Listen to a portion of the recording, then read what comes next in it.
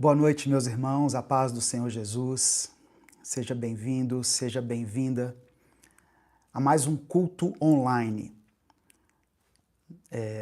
Nós estamos transmitindo simultaneamente aqui pelo YouTube, nessa câmera aqui, e pelo Instagram, aqui nessa câmera, nessa outra câmera.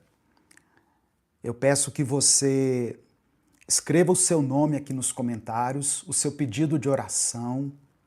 Escreva o lugar de onde você está falando. Escreva isso primeiramente. O seu nome e o lugar de onde você está falando. Por exemplo, o Antônio está nos acompanhando lá de Quixeramobim, no Ceará. Glória a Deus, seja bem-vindo. Boa noite, Antônio. Aqui no Instagram também você pode escrever o seu nome e o lugar de onde você me acompanha, tá bom? É bom que muitas pessoas vão ver aí que nós formamos uma grande corrente de oração para a glória de Deus. Nós temos alcançado muitas pessoas em vários lugares do Brasil e também de outros países. É muito bom saber que de vez em quando aparecem aqui outras pessoas de outros países, de outras nações, acompanhando o Minuto com Deus. Aqui, ó, já apareceu aqui a Lu Oliveira, lá da Austrália. Tá vendo?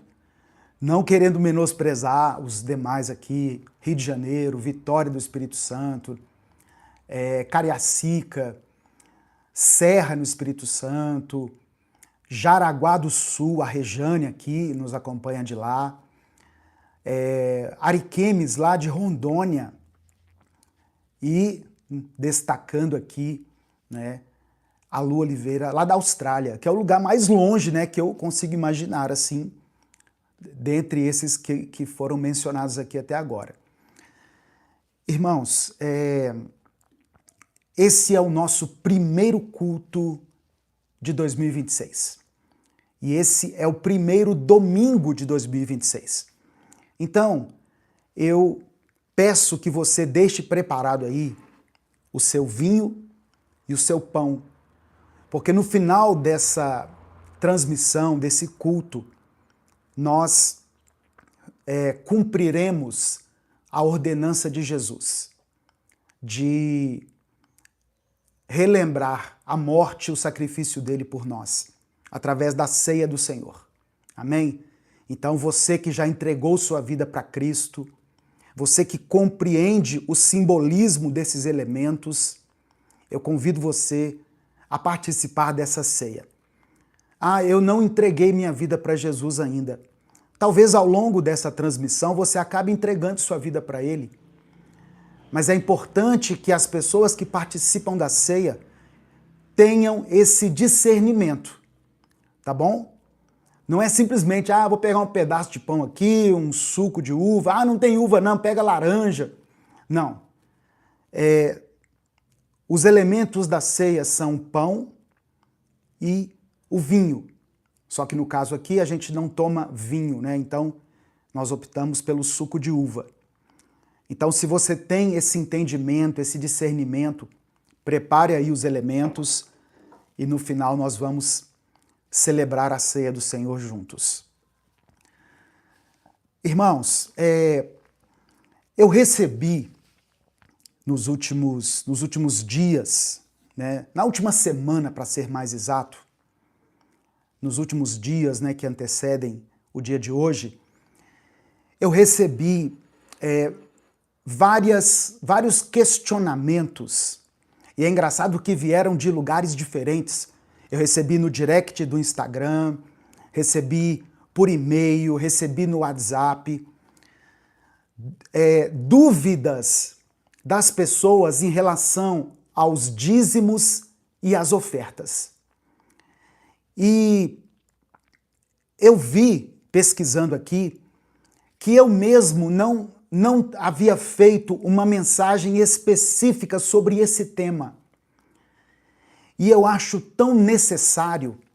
Parece que nesse começo de ano, muitas pessoas querem regularizar algumas pendências, né? Então muita gente decide voltar a ofertar, a dizimar na casa do Senhor, mas elas querem saber como fazer isso. Como fazer isso da maneira correta, de acordo com o padrão bíblico. E eu preparei um estudo nessa palavra e eu peço que você fique comigo aqui até o final, porque eu tenho certeza que essa palavra vai ser muito esclarecedora para você. E ela pode abrir os seus olhos de uma maneira que você vai começar a ver essa questão de dízimos e ofertas de outra forma. Eu tenho certeza, eu estive nas igrejas evangélicas por quase 29 anos. Hoje eu não estou fazendo parte de uma instituição, eu não estou ligado a nenhuma igreja, mas eu sei o que se prega sobre dízimos, ofertas, primícias dentro das igrejas. E por isso, eu acho muito pertinente trazer essa palavra aqui. Antes de tudo, eu quero agradecer a todas as pessoas que me mandaram felicitações pela passagem do meu aniversário. Para quem não sabe, no dia 1º de janeiro foi o meu aniversário. Diga glória a Deus. O Senhor me permitiu completar mais um ano de vida, né? E eu completei 58 anos. Com saúde, com disposição, com maturidade, com equilíbrio, casado e bem casado, pai de 3 filhos, com um teto onde eu posso morar, sob esse teto, com alimento, com o meu corpo funcionando plenamente. Então eu glorifico a Deus por isso. E eu agradeço a todas as mensagens que eu recebi aqui por ocasião do meu aniversário. Olha só, eu percebo que as questões que as pessoas têm, as dúvidas que as pessoas têm em relação a dízimos e ofertas, eu entendo que elas não são só uma curiosidade teológica, sabe? Mas eu percebo uma angústia genuína que muitas pessoas carregam, porque não estão dizimando corretamente ou não estão cumprindo aquilo que o pastor fala lá no púlpito. Então, a pergunta que eu mais recebi nesses últimos dias foi relacionada ao dízimo. E as pessoas perguntam assim: primeiro, o dízimo é obrigatório para todos os cristãos? Essa é uma pergunta que eu recebi. Eu sou obrigado a dar o dízimo ou a devolver o dízimo, como algumas pessoas falam? Outra pergunta: pastor, eu decidi começar a dizimar, porque em 2025 eu não dizimei, teve mês que eu dei, teve mês que eu não dei, eu não consegui ser fiel nos últimos meses. Eu tenho que pagar os atrasados? É uma pergunta que eu recebi de algumas pessoas. Eu tenho que quitar os dízimos atrasados que eu deixei de pagar? E outra pergunta, a terceira: se eu não dizimar, eu estou em pecado? São perguntas que as pessoas me fizeram, tá? Então eu entendi, né? Às vezes a gente não precisa ficar esperando o Espírito Santo descer, né, em forma de pomba e te dar uma revelação. Às vezes, o anseio das pessoas é a palavra que você tem que ministrar. E eu vi que as pessoas têm dúvidas em relação a isso, estão como eu disse aqui, né, com uma angústia genuína pelo fato de não estarem dizimando ou por estarem dizimando de maneira incorreta. Então eu decidi trazer essa palavra aqui e eu peço que você fique até o final, porque essa palavra vai esclarecer muita coisa. Primeiro, irmãos, essas dúvidas, essas questões, elas revelam uma coisa muito profunda. Muitos de nós, como eu, fomos ensinados a relacionar a nossa vida financeira com Deus através do medo, através da culpa, da obrigação. Como assim, pastor? Você já deve ter ouvido isso em alguma igreja. Quando você dá o dízimo, você repreende o devorador. Ou seja, se você não devolver o dízimo, você está abrindo uma brecha para o devorador aí na sua vida. Eu tenho certeza que você já ouviu algo, se não foi com essas palavras, foi nesse sentido. E isso faz com que as pessoas que não conseguem dizimar se sintam culpadas por isso. E outra coisa, quando as pessoas escutam isso, elas se sentem na obrigação de dar o dízimo, de fazer uma oferta. Então, essa oferta e esse dízimo são dados à igreja, né? E exclusivamente à igreja, eu vou falar disso também, são dados por obrigação e não por gratidão. É uma forma que eles usaram de aprisionar as pessoas. Eu vou falar sobre isso hoje. Isso aqui precisa ser esclarecido, isso aqui é muito importante. Eu peço que você fique aqui, em nome de Jesus, fique aqui comigo nessa transmissão e peça ao Espírito Santo para falar com você, para ministrar ao seu coração. Eu quero explanar esse assunto aqui à luz das Escrituras. Eu estou aqui com duas versões. Ó. Essa aqui é a Nova Tradução na Linguagem de Hoje. Essa aqui é a Bíblia A Mensagem. E tem a NVI aberta aqui no meu computador, diante de mim. Então eu quero explanar esse assunto à luz das Escrituras e à luz do bom senso, que é importante. Porque Deus nos deu inteligência e discernimento para que nós compreendamos a palavra dele dentro de um contexto correto. Amém? Então, nós vamos primeiro examinar o que a Bíblia realmente diz sobre dízimos e ofertas. O que mudou com a vinda de Jesus e como, e como nós devemos, de fato, contribuir para a obra de Deus, no contexto da nova aliança. A obra de Deus. A compreensão, irmãos, cristã sobre o dinheiro e sobre a contribuição financeira, muitas vezes fica presa lá no Antigo Testamento. Presa a conceitos do Antigo Testamento que não refletem a liberdade que foi trazida por Cristo. O dízimo, originalmente uma doutrina do judaísmo e da lei de Moisés, esse dízimo tinha finalidades específicas e que estão bem fundamentadas nas Escrituras. Quais que eram essas finalidades? Sustentar o culto de Israel, cuidar dos levitas, os adoradores, né, que prestavam serviço ali no templo, porque esses levitas não possuíam herança de terras. O dízimo tinha essas finalidades. Outra finalidade, amparar os órfãos, as viúvas, os estrangeiros e promover festas de celebração para o próprio povo.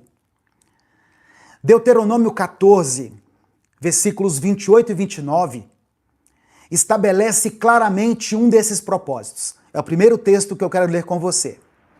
Deuteronômio 14, versos 28 e 29. Diz assim, olha: ao final de cada 3 anos, tragam todos os dízimos da colheita do 3º ano, armazenando-os em sua própria cidade, para que os levitas, que não possuem propriedade nem herança, e os estrangeiros, os órfãos e as viúvas, que vivem na sua cidade, venham comer e saciar-se, e para que o Senhor, o seu Deus o abençoe em todo o trabalho das suas mãos. O dízimo era, portanto, um sistema de assistência social integrado à vida religiosa de Israel. Só que o que acontece? As instituições eclesiásticas de hoje, as igrejas, e principalmente as igrejas evangélicas, elas deturparam esse sentido aqui. Esse sentido inicial, essa finalidade para o qual o dízimo estava designado naquela época, lá no Antigo Testamento. Primeiro, que essas instituições de hoje, elas são invenções nossas. Jesus não mandou ninguém abrir igreja, abrir um espaço e colocar uma placa e chamar aquilo ali de igreja. Tá? As igrejas são necessárias pelo seguinte fato: elas são uma maneira que nós, na sociedade atual, criamos para nos organizar e cooperar com a missão de Jesus no mundo. Então, as igrejas não são em si mesmas ordenanças divinas imutáveis. Presta atenção nisso. Igreja A, igreja B, igreja C, elas não são instituições divinas. Elas são uma forma de organizar as pessoas, tá? E isso é importante, porque quando nós estamos dizimando e ofertando, nós precisamos saber para onde esse dinheiro está indo. Tem pessoas que falam assim: eu entrego lá na igreja e se o pastor estiver fazendo uso errado desse dinheiro, o problema é dele com Deus. Muitas vezes, o pastor, o bispo, o apóstolo estão pegando esse dinheiro e agindo de forma errada, acumulando riquezas, levando uma vida luxuosa, ostentando, e você sabe disso, você já viu isso, já percebeu isso, você já viu o carro do pastor, a roupa que ele usa, o relógio que ele usa, e você está sendo conivente com o pecado dele. Não pense assim: lavei minhas mãos e pronto, não. Você está sendo conivente com o pecado. Isso é a primeira coisa que eu quero falar aqui. Outra coisa, eu quero falar sobre o texto de Malaquias 3, que é o texto mais usado quando vai falar de dízimos e ofertas, e mal usado, entende? É o mais usado e ele também é mal usado. Malaquias 3, do versículo 8 ao versículo 10. Certamente, se você frequenta uma igreja evangélica, você já viu alguém, no momento da oferta, subir lá no púlpito e ler esse texto no momento em que as pessoas são convidadas ali a ofertar e a dizimar. O texto diz assim, olha: pode um homem roubar de Deus? Contudo, vocês estão me roubando. E ainda perguntam: como é que te roubamos? Nos dízimos e nas ofertas. Vocês estão debaixo de grande maldição, porque estão me roubando. A nação toda está me roubando. Tragam o dízimo todo ao depósito do templo, para que haja alimento em minha casa. Ponham-me à prova, diz o Senhor dos Exércitos, e vejam se não vou abrir as comportas dos céus e derramar sobre vocês tantas bênçãos que nem terão onde guardá-las. Essa versão aqui é a NVI, tá bom? Olha que texto convidativo. Olha, então quer dizer que até então eu estava roubando a Deus. Mas se eu trouxer o meu dízimo, ele vai derramar bênçãos na minha vida de uma forma abundante. Tantas bênçãos que eu nem terei lugar de guardá-las. As pessoas usam esse texto. E esse texto aqui, irmãos, ele tem sido usado para constranger as pessoas a darem o dízimo. E ele é frequentemente acompanhado de ameaças veladas sobre maldições financeiras e promessas de prosperidade garantida. É como se a pessoa que desse o dízimo estivesse livre de qualquer maldição, de qualquer problema, de qualquer enfermidade. E eu não tenho como não mencionar isso aqui, que é uma experiência pessoal minha. Desde 2022 que eu me desliguei da igreja como instituição. A igreja, para mim, são vocês que estão me acompanhando, é a minha família, são as pessoas com quem eu me reúno, tanto aqui online quanto presencialmente. As pessoas que creem em Jesus, essas para mim são a igreja. Desde que eu me desvinculei de uma igreja da qual eu fazia parte, em 2022, eu tenho caminhado de forma independente. Eu leio a palavra, eu prego a palavra, eu faço as boas obras que eu entendo que são necessárias, eu ministro a ceia aqui na minha casa, junto com a minha esposa, junto com a minha família. E teve um dia que eu fui me aconselhar com um pastor. Eu estava com um problema familiar, e eu fui me aconselhar com esse pastor. A primeira pergunta que ele me fez: você está dizimando? Onde você está entregando o seu dízimo? Mas peraí, o meu problema tem a ver com relacionamento, tem a ver com outras questões. O que tem o dízimo a ver com isso? Eu pensei comigo. E, irmãos, como eu não estou em nenhuma igreja, na hora não me veio a resposta, sabe? Mas depois, sabe quando você fica refletindo numa pergunta? Como eu não estou ligado a nenhuma igreja, o que eu faço com o meu dízimo? Com a parte que eu entendo que deve ser devolvida para Deus? Eu cuido das viúvas. Eu pago o plano de saúde da minha mãe. Eu pago o plano de saúde da minha sogra. Eu dou assistência para elas sempre que for necessário. Eu ajudo instituições que eu conheço, que são sérias, que trabalham com pessoas necessitadas, pessoas em situação de vulnerabilidade social. Eu distribuo cestas básicas. Eu compro um remédio para uma pessoa. Eu pago uma conta de luz para quem está desempregado. Então, se eu somar tudo isso, dá muito mais do que 10% do meu rendimento. Então, na hora, eu não tive essa resposta. Mas eu quero antes, contextualizar esse texto aqui de Malaquias 3. Malaquias profetizou aproximadamente por volta de 450 a 400 anos antes de Cristo, depois do povo retornar, do povo judeu retornar do exílio na Babilônia. O templo havia sido reconstruído, mas aquele povo estava espiritualmente apático e economicamente explorador.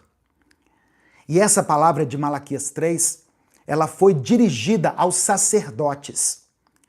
Os sacerdotes ofereciam animais defeituosos em sacrifício. Lembra que lá no começo, Deus exigiu que o sacrifício fosse feito com um animal o mais perfeito lá do rebanho? Quando Malaquias falou isso, os sacerdotes estavam ofertando de qualquer maneira, entende? Então, por isso essa palavra foi necessária. E o povo retinha os dízimos que sustentavam o culto e os levitas. O depósito no templo que é mencionado não é uma metáfora para os cofres das igrejas de hoje. esse templo era literalmente, esse depósito era literalmente o depósito do templo de Jerusalém, onde os produtos agrícolas, quais produtos? Grãos, azeite, vinho, esses produtos eram armazenados para sustentar os levitas e para suprir as necessidades dos pobres. Neemias, no capítulo 13, do verso 10 ao 12, descreve essa mesma situação. Olha o que ele fala. Descobri também que não tinham sido dadas aos levitas as partes que lhes cabiam, e que todos os levitas e cantores responsáveis pelo culto tinham voltado para suas próprias terras. Por isso, repreendi os oficiais e lhes perguntei: por que a casa de Deus está abandonada? Então convoquei os levitas e os cantores e os coloquei de volta em seus postos. Todo o Judá trouxe os dízimos do trigo, do vinho novo e do azeite aos depósitos. Então, o problema não era simplesmente a falta do dízimo. O problema aqui em Malaquias era a injustiça social e a negligência para com os servos de Deus e os necessitados. Os profetas de Israel sempre conectaram essa adoração autêntica com a justiça. Ou seja, não adianta levantar as mãos, fechar os olhinhos, ficar ali adorando a Deus, se você não estiver praticando a justiça. Isaías 58, por exemplo, ele falou sobre isso.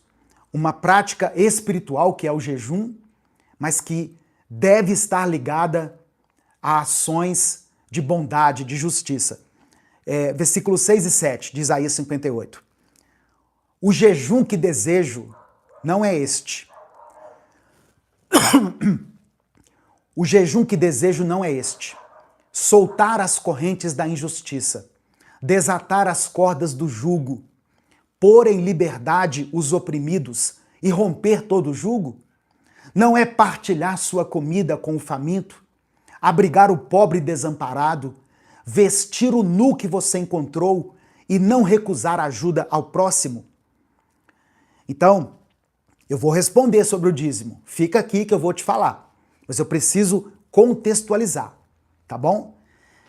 O que eu quero dizer é o seguinte: aplicar o texto de Malaquias 3 de maneira literal e direta à igreja moderna, à igreja de hoje, sem considerar que, primeiro, nós estamos vivendo sob a nova aliança e não sob a lei de Moisés, sem considerar que não existe mais um templo físico ou um sacerdócio levítico, e sem considerar que o propósito do dízimo era social e comunitário, e não institucional, como tem sido praticado. Fazer isso, aplicar o texto de Malaquias 3 de forma literal, é distorcer e usar a palavra de Deus como ferramenta de manipulação financeira. Acho que eu estou me empolgando aqui e minha garganta está secando. Então tenham paciência comigo. Presta atenção. Você faz parte de uma igreja local, uma comunidade local? Glória a Deus, maravilha. Contribuir com essa igreja local que você frequenta, é legítimo e é necessário. Quando você acredita genuinamente no trabalho que essa igreja realiza. Só que o Evangelho nos ensina que não existe um templo feito de pedras, de tijolos, ou um depósito do templo, um depósito físico para onde o dinheiro deve obrigatoriamente fluir. Jesus declarou para a mulher samaritana, lá em João capítulo 4, o seguinte: creia em mim, mulher. Está próxima a hora em que vocês não adorarão o Pai, nem neste monte, nem em Jerusalém. No entanto, está chegando a hora, e de fato já chegou, em que os verdadeiros adoradores adorarão o Pai em espírito e em verdade. São estes os adoradores que o Pai procura. Deus é espírito, e é necessário que os seus adoradores o adorem em espírito e em verdade. O apóstolo Pedro reforça essa realidade na sua primeira carta, no capítulo 2, versículos 4 e 5. À medida que se aproximam dele, de Jesus, a pedra viva, rejeitada pelos homens, mas escolhida por Deus e preciosa para ele, vocês também estão sendo utilizados como pedras vivas na edificação de uma casa espiritual para serem sacerdócio santo, oferecendo sacrifícios espirituais aceitáveis a Deus por meio de Jesus Cristo. Ou seja, o templo agora somos nós, as pedras vivas que Pedro fala aqui. Portanto, sustentar a obra de Deus significa, primeiramente, ou primordialmente, prioritariamente, cuidar das pessoas e abençoar o próximo. Seja através de uma estrutura comunitária ou diretamente a quem precisa. Esse negócio que o dinheiro tem que passar pela igreja para ser uma bênção, para ser abençoado, é mentira. Você pode separar a sua parte, o seu dízimo, a sua oferta, a sua primícia, algum valor que Deus colocar no seu coração e entregar diretamente para alguém que está precisando. E eu tenho feito isso. A contribuição não deve ser uma mensalidade de clube, sabe? Para manter privilégios eclesiásticos. E não deve ser uma taxa para financiar o luxo de representantes religiosos. Porque, infelizmente, na maioria das igrejas, o que tem sido feito é isso. As pessoas distorcem a palavra, o contexto da palavra, e constrangem as pessoas de uma forma que elas se sintam obrigadas a dar ali o seu dízimo, a sua oferta, simplesmente para sustentar um império, para criar uma mega corporação, né? E os templos vão se tornando cada vez maiores. Tem igreja que se reúne em estádio, né, em ginásio, de tão grande que ficou. Eu tive uma experiência, uma pessoa compartilhou comigo, uma pessoa que faz parte de uma igreja que, eu não vou falar onde né, eu já estive em igrejas no Brasil inteiro, mas a pessoa falou que um dia o pastor subiu no púlpito e falou assim: irmãos, eu quero agradecer aqui pela generosidade de vocês, porque a igreja está com 1 milhão na conta. E isso é fruto das contribuições de vocês. Amém. Tem 1 milhão na conta? Se ele for bem administrado, glória a Deus por isso.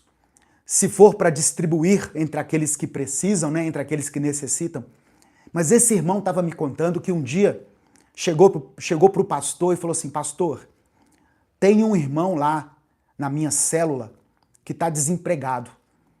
Eu queria ver se a igreja podia fazer uma cesta básica, uma grande cesta básica para ele, enquanto ele passa por esse momento de transição. Ele está desempregado, ele tem crianças em casa.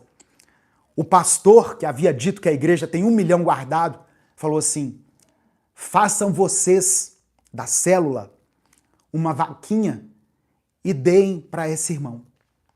Porque o dinheiro da igreja nós não podemos mexer. Ele está destinado para outras coisas.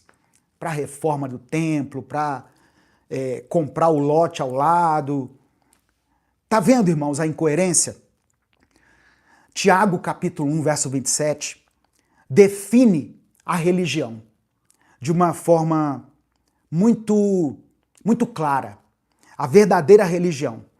Tiago escreveu assim, olha, a religião que Deus, o nosso Pai, aceita como pura e imaculada é esta: cuidar dos órfãos e das viúvas em suas dificuldades e não se deixar corromper pelo mundo. O apóstolo Paulo nunca menciona o dízimo como obrigação para os cristãos. Em vez disso, ele fala extensivamente sobre generosidade voluntária, motivada não pela obrigação, mas pelo amor e pela gratidão, não pela lei ou por causa do medo. Em 2 Coríntios, capítulo 9, nos versículos 6 e 7, o apóstolo Paulo estabelece o princípio fundamental da contribuição cristã. Ele diz assim, olha, lembrem-se, aquele que semeia pouco também colherá pouco, e aquele que semeia com fartura também colherá fartamente. Cada um dê conforme determinou em seu coração, não com pesar ou por obrigação, pois Deus ama quem dá com alegria. Presta atenção nesse texto.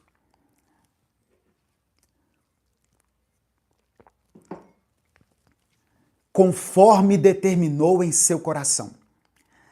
A decisão de quanto dar é pessoal, é consciente e é voluntária. Não é determinada por uma porcentagem fixa. Eu vou dar um exemplo aqui que eu sempre gosto de dar para as pessoas abrirem a mente. Aqueles que defendem a legalidade do dízimo, não, porque tem que dizimar, tem que dar 10% do que você ganha. Isso para mim é muito relativo. Imagine uma pessoa que ganha 20 mil reais, por exemplo. A pessoa ganha 20 mil reais. Ela teria que dar do seu dízimo 2 mil reais, correto? Ok. Só que essa pessoa que ganha 20 mil reais, ela ainda ficou com 18 mil para administrar. 18 mil é uma quantia significativamente suficiente para que a pessoa mantenha ali um padrão de vida, né?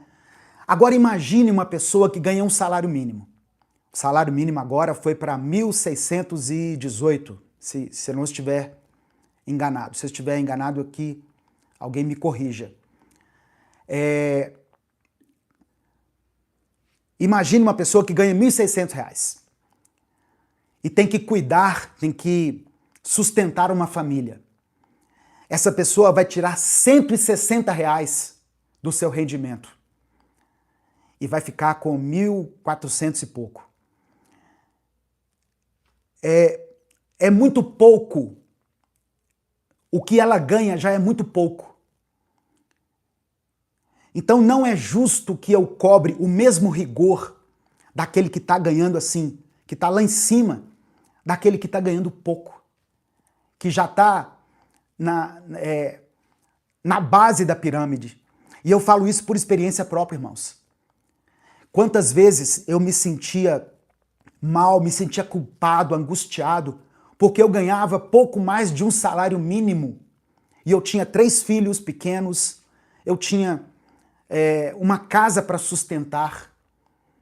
E aí eu escutava lá do púlpito que eu era obrigado a dar o dízimo, que se eu não desse, o devorador, o migrador, o cortador, né, iria destruir minhas finanças. Eu vou falar sobre isso daqui a pouco. Mas você entende? Olha o que Paulo escreveu aqui. Cada um dê conforme determinou em seu coração. O Espírito Santo tocou no seu coração para dar 50 reais, é o que você pode dar? Então faça isso.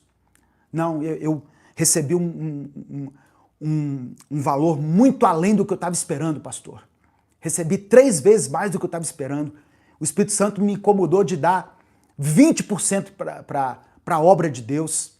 Faça isso, conforme determinou em seu coração. Não é Deus quem vai dizer. É o que está no seu coração. A decisão de dar, ela é pessoal, ela é consciente e ela é voluntária. Ela não pode ser determinada por uma porcentagem fixa. Amém? Uma decisão consciente.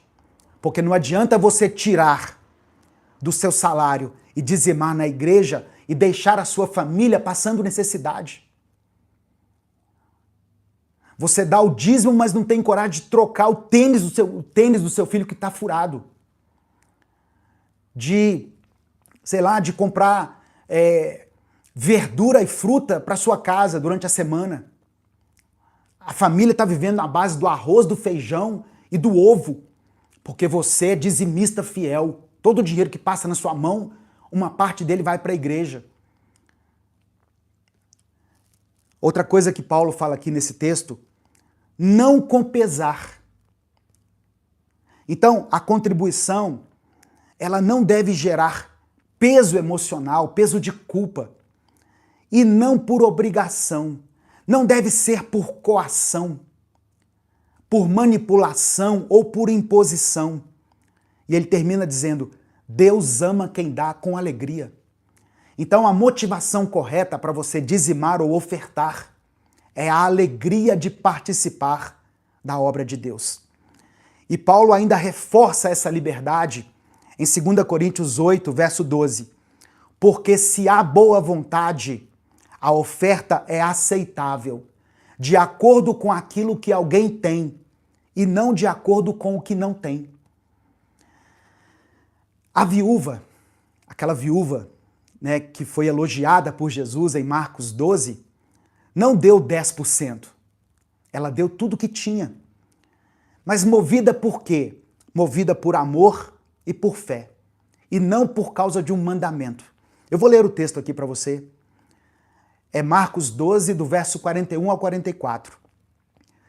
Jesus sentou-se em frente do lugar onde eram colocadas as contribuições e observava a multidão colocando o dinheiro nas caixas de ofertas. Muitos ricos lançavam ali grandes quantias.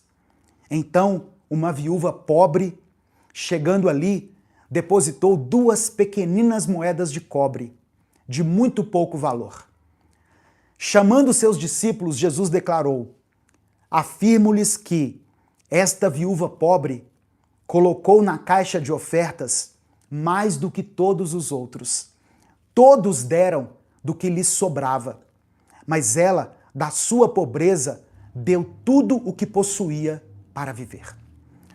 Eu me lembro de estar em cultos onde o apelo para ofertar, para dizimar, para contribuir, foi tão forte que uma pessoa pegou a chave do carro e o documento e foi lá no gasofilácio e depositou. E todo mundo, aleluia, glória a Deus.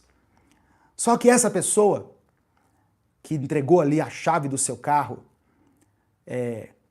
o documento do carro, que doou o carro para a igreja, no outro dia entrou numa agência e comprou um carro zero, porque ela tinha muito mais do que aquilo. Está entendendo que Deus não é movido por quantia? Para de discutir quanto você deve dar e comece a olhar para o seu coração. O seu coração é que não pode estar apegado ao dinheiro. Então, Jesus, quando ele fala dessa viúva, ele não está aqui estabelecendo um novo padrão onde você tem que dar tudo que tem.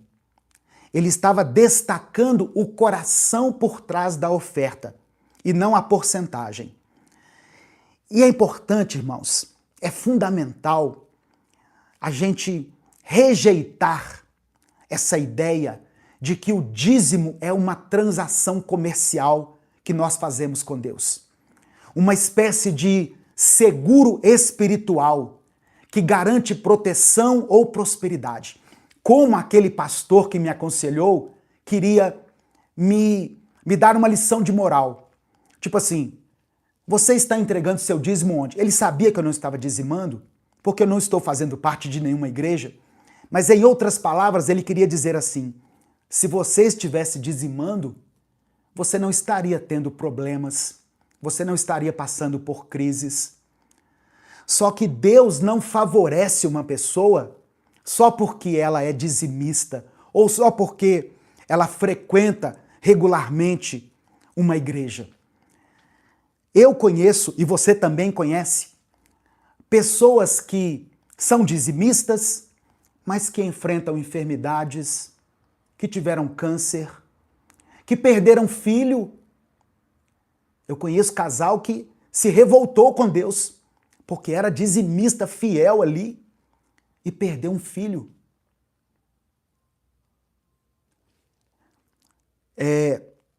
Tem um texto, até anotei aqui, que Jesus diz que Deus faz raiar o sol sobre maus e bons, e ele derrama chuva sobre justos e injustos. Ou seja, coisas boas acontecem com pessoas más e com pessoas boas.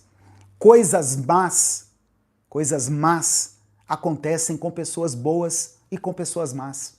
Tá vendo?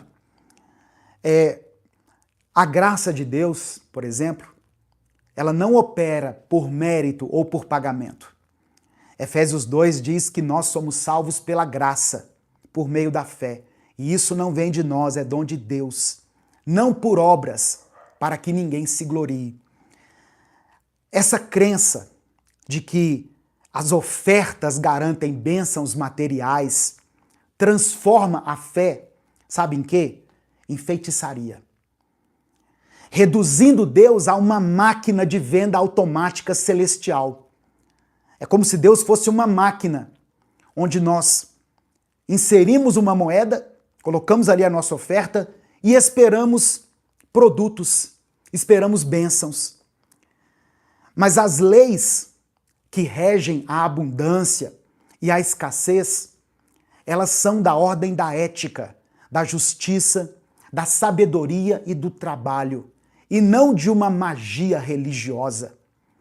Então, essa conversa de que se você não dizimar, se você não abençoar, abençoar, entre aspas, a igreja, você está abrindo a porta para o devorador, para o cortador, para o migrador, e ele vai destruir suas finanças.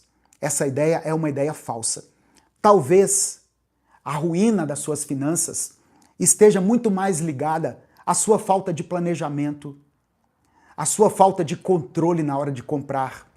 Talvez você esteja comprando por impulso. Isaías 55 fala assim: porque vocês estão gastando dinheiro naquilo que não é pão. Ou seja, nós precisamos estabelecer prioridades na hora de gastar o nosso dinheiro. E por isso muitas pessoas estão desequilibradas financeiramente. Não porque não estão dizimando ou não estão ofertando, mas porque elas mesmas não sabem quanto ganham, quanto gastam. Elas não têm um planejamento. Provérbios 10, versículo 4, diz assim: as mãos preguiçosas levam à pobreza, mas as mãos habilidosas trazem riqueza. E Provérbios 21, verso 5 diz assim, olha o planejamento aí, os planos do diligente levam à fartura, mas o apressado sempre acaba na pobreza. Deixa eu ver aqui deixa eu ler aqui um comentário aqui. A Sandra Regina falou assim, ó: se for olhar, quase todas as igrejas têm coisas que fazem que não condiz com a Bíblia. Por isso que muitos se afastam das igrejas.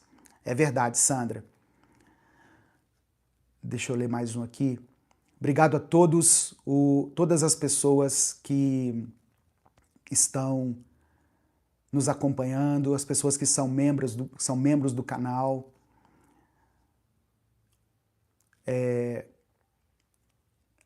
A Marina Barbosa colocou assim, olha, vendo os comentários aqui, fico pensando, é isso que são a igreja? O congregar sem se importar com o próximo? A Sandra Regina colocou de novo aqui, olha, eu vi um vídeo de um pastor famoso dizendo que quem não dá o dízimo não está salvo. Eles usam isso, Sandra, como artifício para extrair dinheiro das pessoas. A Viviane Silva colocou, Senhor, é membro do canal, obrigado Viviane por ser membro do canal. Senhor, consagro a Ti a minha filha e o seu namorado, ela tem 18 anos e graças a Deus é o primeiro namorado dela, permita que sejam felizes e se tornem uma linda família.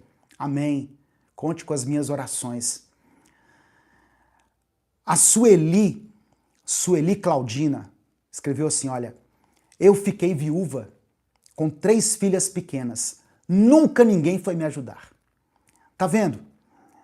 Coisas simples, irmãos, que a igreja deveria fazer, mas não faz. A Ana Cláudia colocou, que Deus abençoe sua vida, uma palavra muito oportuna para aqueles que realmente não conseguem dar os 10%. É isso, Ana Cláudia. É isso que eu sentia. Aquele sentimento, aquele peso de culpa, sabe? Me sentindo o pior dos mortais. Meu Deus, eu não consegui dar os 10% dessa vez. Eu exprimi as minhas finanças. Eu estou fazendo tudo que eu posso, mas eu não conseguia dar o dízimo. E aí eu ficava me sentindo um lixo humano. Enfim, tem muitos comentários aqui. O Antônio colocou assim, conheço uma irmã da igreja, nunca foi ajudada quando precisou, pastor. Infelizmente é isso mesmo, Antônio. As igrejas fazem isso. A Zélia Ferreira tá assim, olha, escreveu assim, glória a Deus, pastor, nunca tirei tanta dúvida do meu coração como o que escutei sobre dízimo. Glória a Deus, aleluia. Irmã Zélia, nós ainda não terminamos. Ainda tem muita coisa que eu quero falar aqui, tá? Eu vou até acelerar aqui para dar tempo de falar tudo. Mas eu quero que essa palavra fique gravada no seu coração, irmãos. Olha só, a fidelidade financeira, você ser um dizimista fiel, não isenta você das dores da vida, das enfermidades, das perdas familiares, de passar por crises econômicas. Lembra de Jó? A Bíblia diz que ele era um homem justo, íntegro, reto, um homem que temia a Deus e que se afastava do mal. E ainda assim ele foi atacado severamente na sua vida.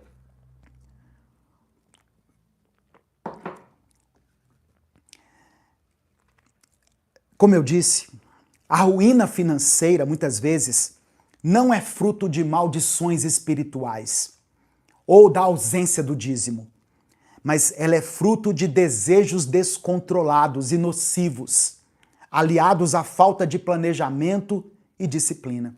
Teve uma vez que eu tive que pegar o meu cartão de crédito e quebrar ele no meio e falar, pronto, eu não compro mais nada no cartão. Vai faltar alguma coisa, eu vou ter que me virar. Talvez, você que está me ouvindo, talvez a sua maldição financeira esteja nesse cartão de crédito aí, que você está pagando só o mínimo e o mínimo, e a sua dívida virou uma bola de neve. E você não entende por que isso está acontecendo. Mas eu estou dando dízimo na igreja e mesmo assim a minha conta não bate. Você precisa controlar a sua vida financeira, primeiramente, para depois você abençoar a obra de Deus. E a obra de Deus, irmãos, presta atenção, a obra de Deus não acontece só ali, nas 4 paredes do templo, não. Tá bom?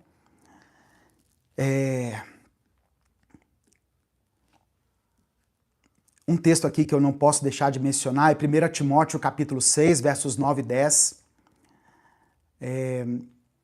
que diz assim, olha, os que querem ficar ricos caem em tentação, em armadilhas e em muitos desejos descontrolados e nocivos, que levam os homens a mergulharem na ruína e na destruição, pois o amor ao dinheiro é raiz de todos os males. Eu vou falar de novo. Pois o amor ao dinheiro é raiz de todos os males. O texto não está dizendo que o dinheiro é a raiz de todos os males. mas o amor ao dinheiro. E essa diferença aqui é muito importante. O problema não está na ferramenta, mas na idolatria que nós fazemos dela. Jesus nos advertiu lá em Mateus 6, no verso 24. Ninguém pode servir a dois senhores, pois odiará a um e amará o outro, ou se dedicará a um e desprezará o outro. Vocês não podem servir a Deus e ao dinheiro. O dinheiro, mamon, que é mencionado aqui no texto, não é só dinheiro, nota, né, moeda. É a confiança no dinheiro que ele está falando aqui. A idolatria que transforma os recursos que você tem em um Deus com D minúsculo. Quando nós fazemos isso, nós estamos nos tornando escravos do dinheiro. Em vez de você ficar culpando figuras metafóricas, né, como o devorador de Malaquias, nós somos chamados a colocar o dinheiro no seu devido lugar. Ele é uma ferramenta que dá poder, mas que pode se tornar o senhor que escraviza o coração. Então, a responsabilidade financeira, enquanto eu estava preparando essa mensagem, Deus me falou algo muito importante. Deus, presta atenção nisso, isso aqui é revelação, eu entendo como revelação. Deus se importa mais com os 90% que você está administrando do que com os 10% que você está dando ou não para a igreja. Porque tem pessoas que são dizimistas, elas dão 10% ali do que ganham, mas os 90% são mal administrados, são gastos de qualquer maneira, de qualquer jeito, com coisas ilícitas, com coisas que Deus desaprova. Tá entendendo? Então Deus está mais preocupado com os 90% que estão na sua mão do que com os 10% que ele vai receber. Então, a responsabilidade financeira nossa, ela passa por um planejamento consciente, um trabalho diligente, passa por fugirmos da ganância. Tem gente que quer ganhar muito. Eu sei que muita gente aí jogou na Mega Sena, né, e torceu para sair aqueles números para ela. Isso é ganância. Contentamento com o suficiente. Seja grato com o que você tem. E a nossa responsabilidade financeira passa por generosidade estratégica. Quer um modelo para você seguir? Atos 2, do verso 44 ao 45. Olha só. Todos os que criam mantinham-se unidos e tinham tudo em comum. Vendendo suas propriedades e bens, distribuíam a cada um, conforme a sua necessidade. Se você chegasse naquela época para o apóstolo Pedro, para o apóstolo João, e dissesse assim, batesse no peito e falasse assim, eu sou dizimista fiel, eles iam falar assim, como assim? Você está dando só 10%? Nós estamos dando 100%. Nós estamos trazendo tudo. Quer seguir o padrão bíblico? Entregue tudo na comunidade e essa comunidade distribua conforme a necessidade de cada um. Eu sei que ninguém vai fazer isso.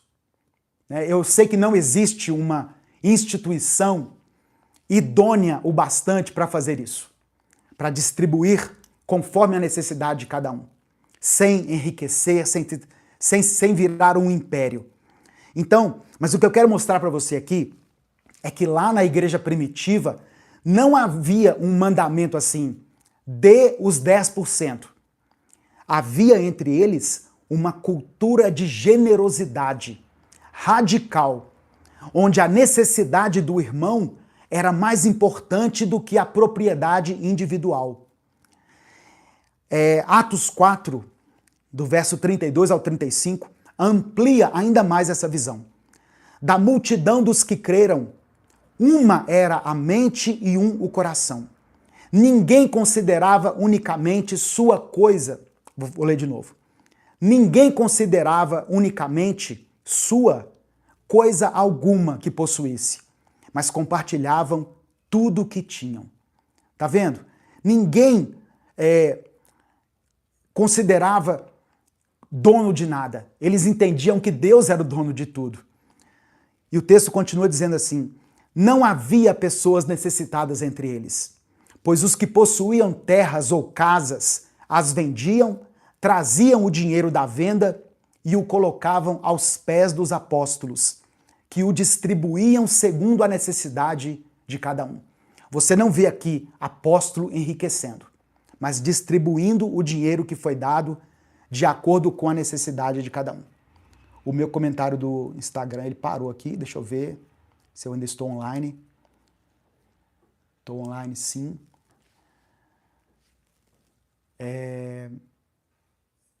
Bia Mendes, posso mandar o contato no seu direct? Pode mandar para mim, Bia Mendes.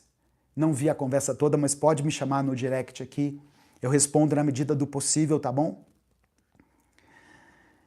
Então, irmãos, quando a gente lê aqui o texto de Atos, a gente vê que a meta não era acumular riqueza para a igreja, riqueza institucional, como aquele pastor que eu mencionei, que falou que a igreja está com 1 milhão na conta. Aleluia! A meta era eliminar a necessidade entre os irmãos. O caso de Ananias e Safira, que está lá em Atos 5, frequentemente é mal interpretado. Olha só, lembra de Ananias e Safira? Quando eles viram que estava todo mundo trazendo, vendendo as suas propriedades e trazendo dinheiro, eles venderam uma propriedade que eles tinham, mas trouxeram só uma parte do dinheiro. Eles esconderam que tinham guardado a outra parte. E aí, o apóstolo Pedro chegou e falou para eles assim: não lhe pertencia a terra, ou seja, essa terra não era de vocês, e depois de vendida, o dinheiro não estava em seu poder. O que o levou a pensar em fazer tal coisa? Você não mentiu aos homens, mas sim a Deus. Então, o problema não é que eles entregaram só uma parte. O problema é que eles mentiram. O problema aqui foi a mentira. Porque o dinheiro pertencia a eles. Eles poderiam dar o quanto quisessem. Eles poderiam chegar para os apóstolos e falar assim: olha, nós vendemos uma propriedade, vendemos por 200 mil reais, mas a gente está com uma demanda aqui que nós vamos precisar usar uma parte desse dinheiro. Mas a outra parte nós estamos entregando aqui, para que seja distribuída aos pobres, segundo a necessidade de cada um.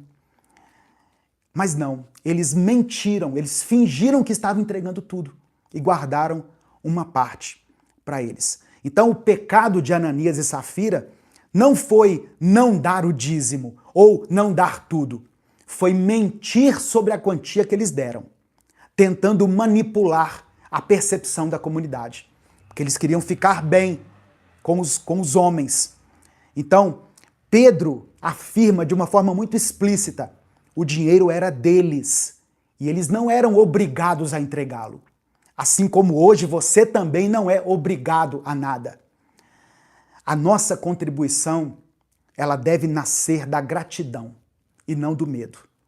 Ela deve surgir pelo amor e não pela obrigação. Presta atenção, você que está me ouvindo.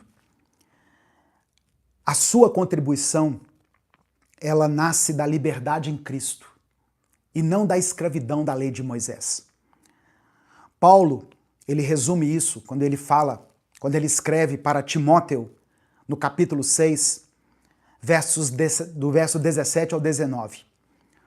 Ordene aos que são ricos no presente mundo que não sejam arrogantes, nem ponham sua esperança na incerteza da riqueza, mas em Deus, que de tudo nos provê ricamente, para a nossa satisfação.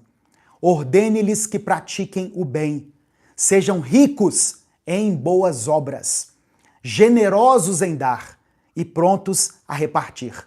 Desta forma, eles acumularão um tesouro para si mesmos, um firme fundamento para a era que há de vir, e assim tomarão posse da verdadeira vida. Então, nós somos chamados a ser ricos em boas obras. estar prontos para repartir o que temos, viver com contentamento, estruturar a nossa vida fora dessa lógica louca do mercado, essa lógica capitalista de acumular bens e riquezas, e operar dentro da lógica do reino de Deus. O reino de Deus não é construído com porcentagens obrigatórias, mas ele é erguido com corações transformados que conseguem enxergar o dinheiro como uma ferramenta de amor, justiça e generosidade. Quando Jesus falou lá em Mateus capítulo 6, busquem em primeiro lugar o reino de Deus e a sua justiça, e todas essas coisas lhes serão acrescentadas, ele não estava estabelecendo uma fórmula mágica de prosperidade. Jesus estava convidando a uma reordenação, a um estabelecimento correto de prioridades, onde o reino e a justiça de Deus, que inclui cuidar dos pobres, ser generoso, viver com integridade e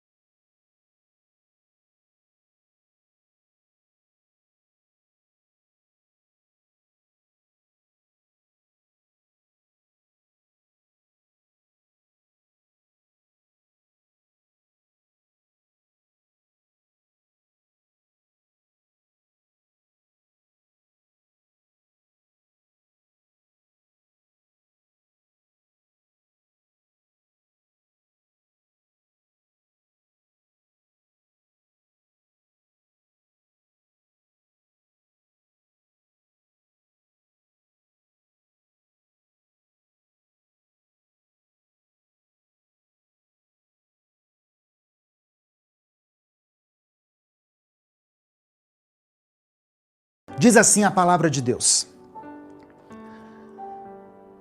chegando Jesus à região de Cesareia de Filipe, perguntou aos seus discípulos: quem os outros dizem que o Filho do Homem é? Eles responderam: alguns dizem que é João Batista, outros Elias, e ainda outros Jeremias ou um dos profetas. Verso 15. E vocês? Perguntou ele. Quem vocês dizem que eu sou? Simão Pedro respondeu: Tu és o Cristo, o Filho do Deus vivo. Respondeu Jesus: Feliz é você, Simão, filho de Jonas, porque isto não lhe foi, porque isto não lhe foi revelado por carne ou sangue, mas por meu Pai que está nos céus.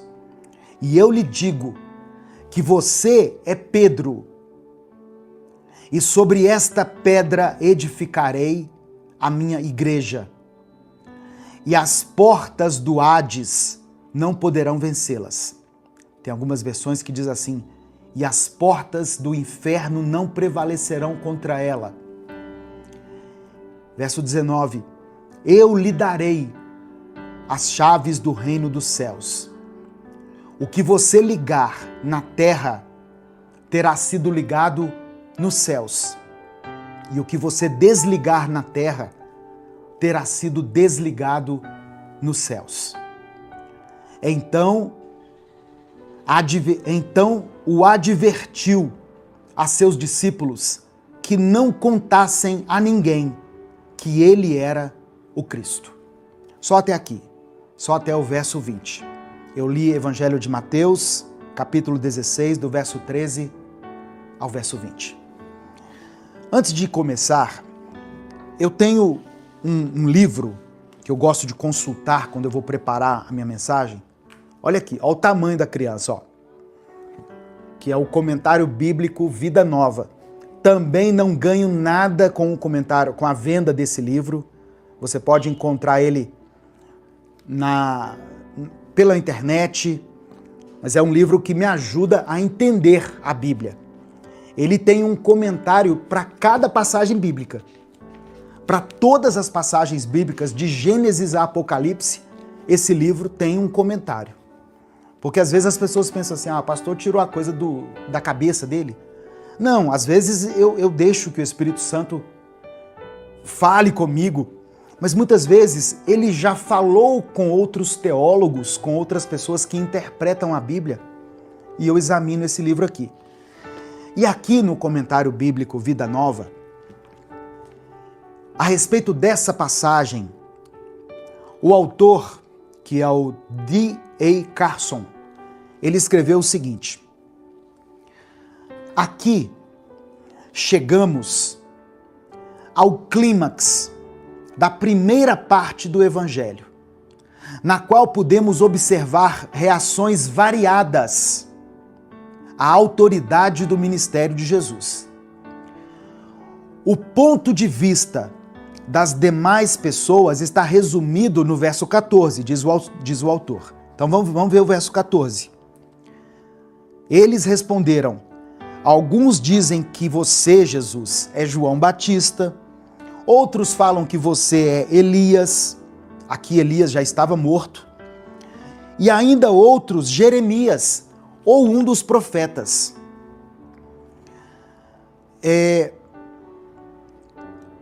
Pedro faz a declaração definitiva, para a qual toda a história vem se encaminhando. Jesus é o Messias, o Filho do Deus vivo. A resposta surpreendente de Jesus nos 3 evangelhos sinóticos foi pedir a seus discípulos que mantivessem a sua identidade em segredo. Quando Pedro falou: Jesus, alguns falam que o Senhor é João Batista, outros falam que o Senhor é Elias, outras pessoas dizem que o Senhor é Jeremias ou um dos profetas. E Jesus falou assim: mas e vocês? O que vocês pensam que eu sou? E aí Pedro disse: tu és o Cristo, o Filho do Deus vivo. Então, o que Pedro disse, irmãos, era verdade. Não importando o quanto pudesse estar aberto a interpretações inadequadas. Na verdade, foi uma revelação de Deus. E o fato de ter sido Pedro quem recebeu essa revelação indicava o papel importante que Pedro teria como liderança na formação da igreja, no desenvolvimento da missão de Jesus. E aí, cabe um parêntese aqui nesse comentário. O nome Pedro significa pedra, certo? O nome de Pedro significa pedra. Jesus faz então um trocadilho com esse significado, para designar Pedro como o alicerce do novo povo de Deus. Mas Pedro não é o cabeça da igreja. Eu vou mostrar para vocês aqui outros textos, porque algumas religiões, e eu vou citar aqui especificamente a Igreja Católica, Apostólica Romana, pegou essa passagem aqui e disse que Pedro foi o representante maior da igreja e que os diversos papas que vieram depois de Pedro são como se fosse a sequência desses representantes. Mas eu quero mostrar para você aqui que Jesus não estava colocando Pedro acima de ninguém. Jesus disse o seguinte: olha, o seu nome é Pedro. Você é Pedro. Sobre essa pedra eu edificarei a minha igreja. Qual pedra? De qual pedra Jesus estava falando? A pedra sobre a qual a igreja é edificada é a revelação que Pedro recebeu do Espírito Santo.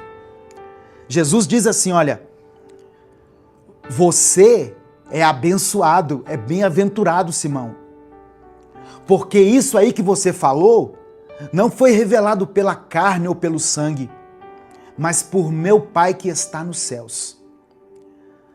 Você é Pedro. Sobre essa afirmação de que eu sou o Cristo, o Filho do Deus vivo, a minha igreja será edificada. Se o Espírito Santo falou com você através dessa palavra, dê o like no vídeo, se inscreva no canal e ative as notificações. Quer assistir a mensagem completa? Clique aqui no link que está na descrição do vídeo. Que Deus abençoe a sua vida em nome de Jesus. Irmãos, quando nós olhamos para o ministério de Jesus, a passagem de Jesus aqui na terra, uma característica de Jesus se destaca de uma forma muito especial: a compaixão.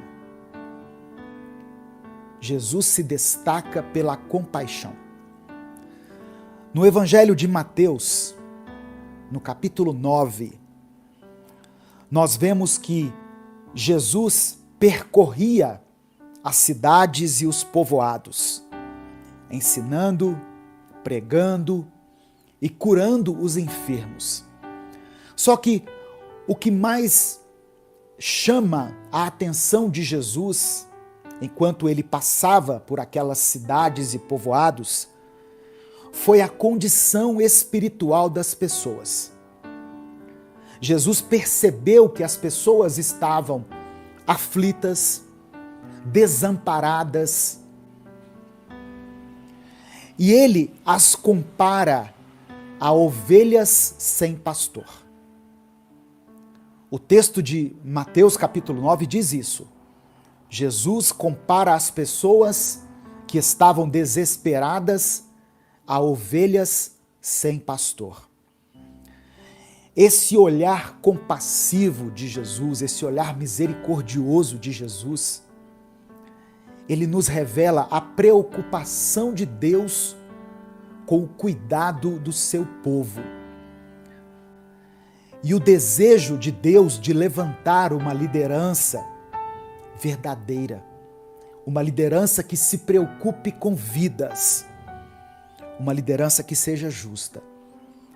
Eu quero ler o texto com você, vai ser o primeiro texto que eu vou mencionar aqui, Mateus capítulo 9, do verso 35 ao verso 38.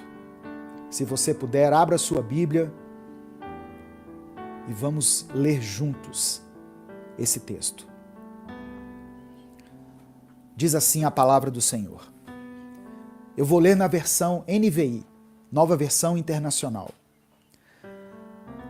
Jesus ia passando por todas as cidades e povoados, ensinando nas sinagogas, pregando as boas novas do reino e curando todas as enfermidades e doenças. Olha que coisa tremenda.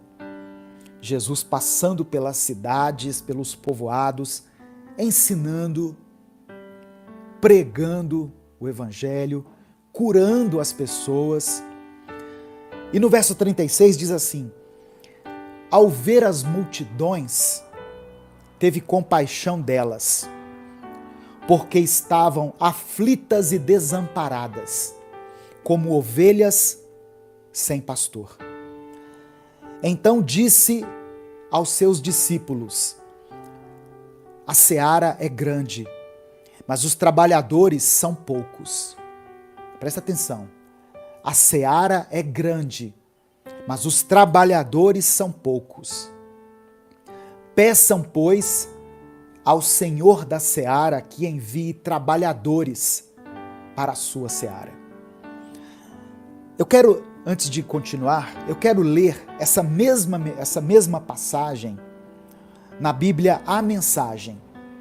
Se você ainda não tem essa Bíblia, eu recomendo essa Bíblia. Eu não ganho nada com a venda dela, mas ela é uma Bíblia muito interessante que traz uma linguagem mais atual, uma linguagem que é fácil você aplicar no seu dia a dia. Porque às vezes a Bíblia traz umas palavras tão cultas, não é? Tão rebuscadas, e a gente fica assim, sem saber como aplicar aquilo na nossa vida. A gente acha bonito, a gente admira, mas aí a gente pensa assim, mas e o que eu faço com isso? E a Bíblia, a Mensagem, ela traz essas palavras de fácil entendimento. Então essa mesma passagem que eu li na Bíblia, a Mensagem, está assim, ó. Depois disso, Jesus passou por todas as cidades e vilas da região.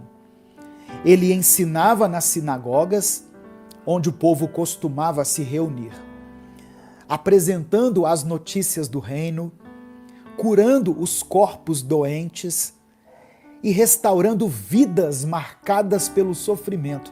Olha aqui que interessante. Na versão passada, diz, curando todas as enfermidades e doenças. Aqui já fala assim, restaurando vidas marcadas pelo sofrimento. Continuando. Ver as multidões diante de si lhe fazia doer o coração. Onde dizia, Jesus teve compaixão, aqui nessa versão diz que o coração dele doeu quando ele viu aquelas pessoas sofrendo.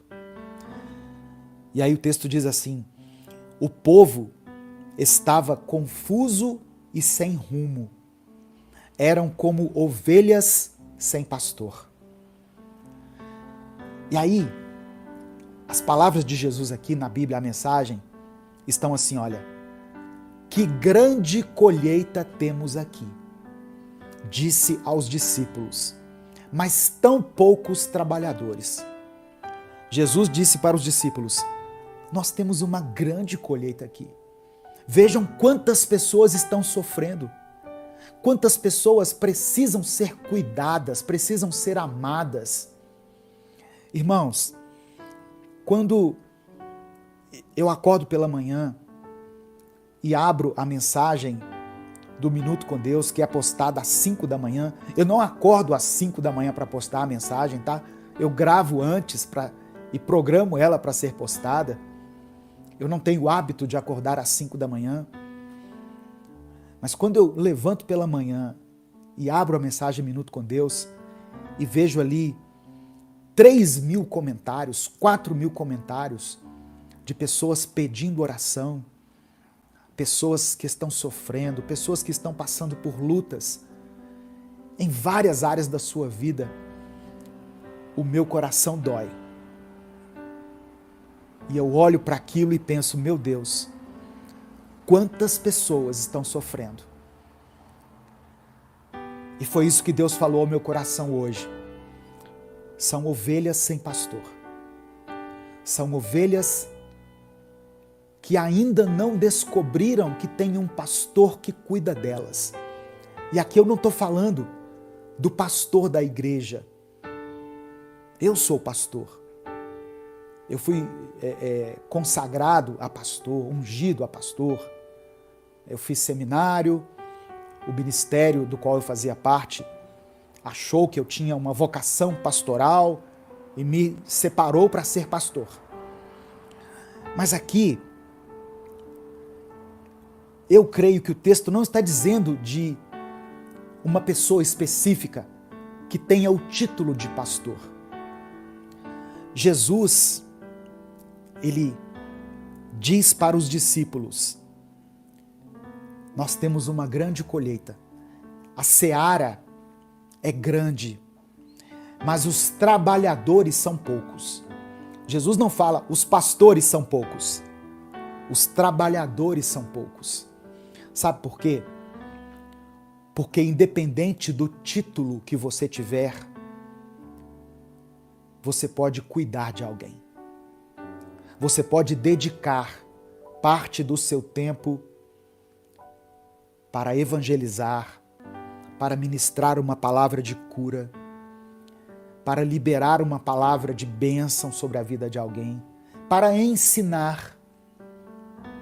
Ah, mas eu não tenho título de pastor, eu não sou bispo, eu não sou apóstolo, eu não sou nada.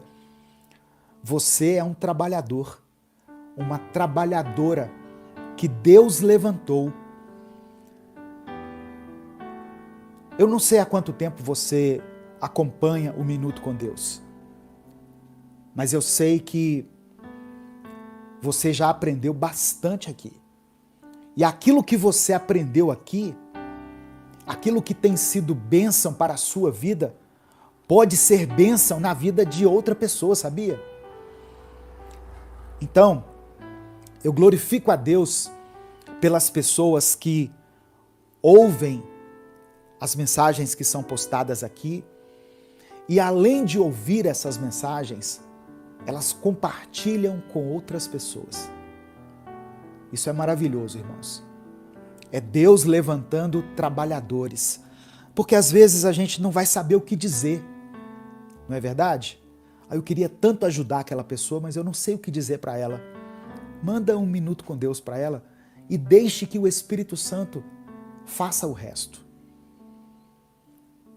Nós temos que entender que o poder de transformar as pessoas é do Espírito Santo, através da palavra de Deus. Se o Espírito Santo falou com você através dessa palavra, dê o like no vídeo, se inscreva no canal e ative as notificações. Quer assistir a mensagem completa? Clique aqui no link que está na descrição do vídeo. Que Deus abençoe a sua vida em nome de Jesus.